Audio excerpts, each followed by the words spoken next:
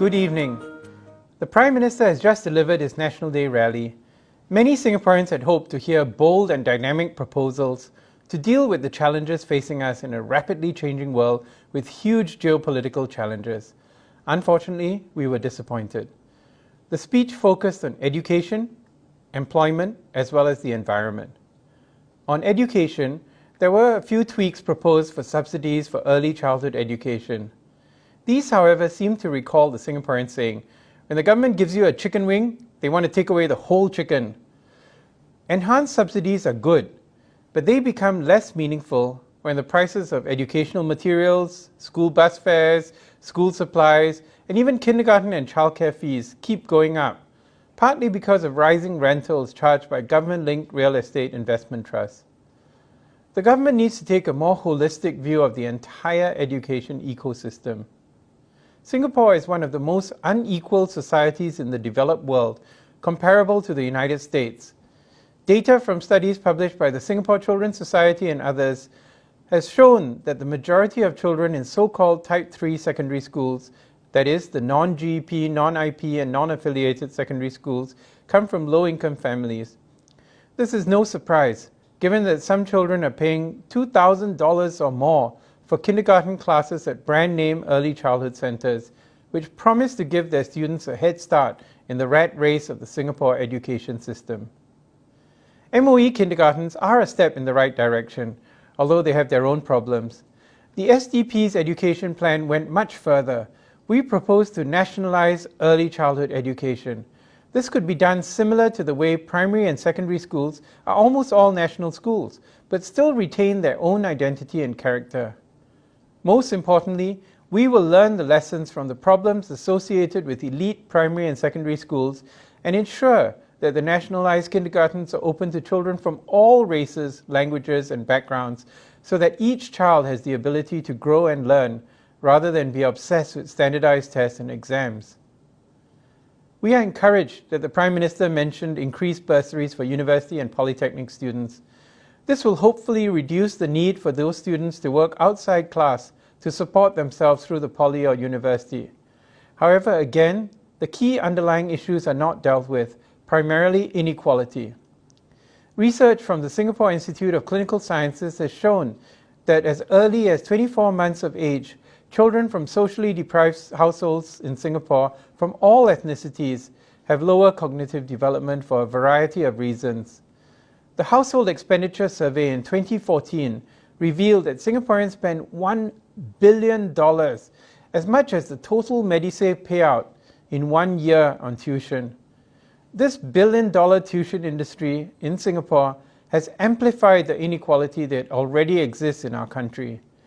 If we continue to depend on standardized tests to sort our children, we are going to be vulnerable to entrenched generational inequality, regardless of the aid provided to the few who manage to overcome the structural obstacles placed in their way.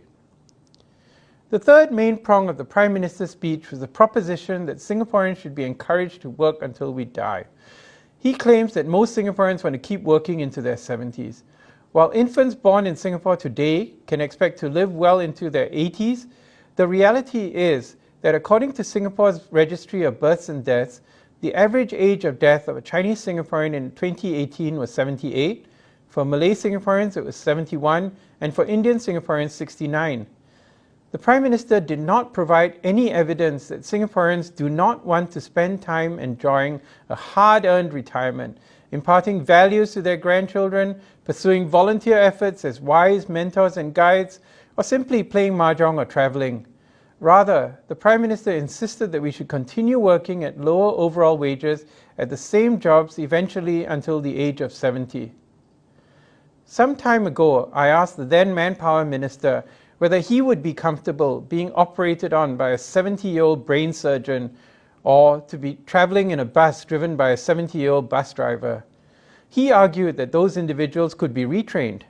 Now, I know a number of both neurosurgeons and bus drivers, and none of them believe they'll be able to learn another trade which will allow them to maintain the same standard of living well into their 60s.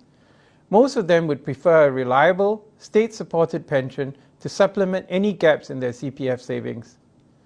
Finally, in a perplexing segment, the Prime Minister talked about the dangers of climate change. He showed a nice map which illustrated which parts of Singapore would be underwater with rising sea levels, which are beyond our control. Unfortunately, he then went on to show how many of these areas would become part of the great new real estate development which appears to be a rival to Sentosa Cove. Now, we all agree that climate change is a critical issue for our future, but we think that as a small country with bright, educated individuals, we should take the lead in the global battle against climate change. Singapore can take steps towards a carbon-light future, encourage our young people to be creative, to come up with ideas and solutions which can help the whole world deal with the bigger issues of climate change. These include advocacy, searching for sustainable solutions, engaging marginalized communities both in Singapore and in our neighboring countries. In order for that to happen, we need freedom of information, access to government data on climate and the weather, and also the freedom to engage, debate, and discuss on all issues of relevance to us. Singaporeans need strong, transparent, and accountable leadership. It is not clear that the PAP has the ability to come up with practical solutions to the challenges we will face in the future. The new developments among the alternative parties are very encouraging, and we hope that Singaporeans will vote wisely in the coming elections to ensure a better future for Singapore. Support the SDP now, the way forward.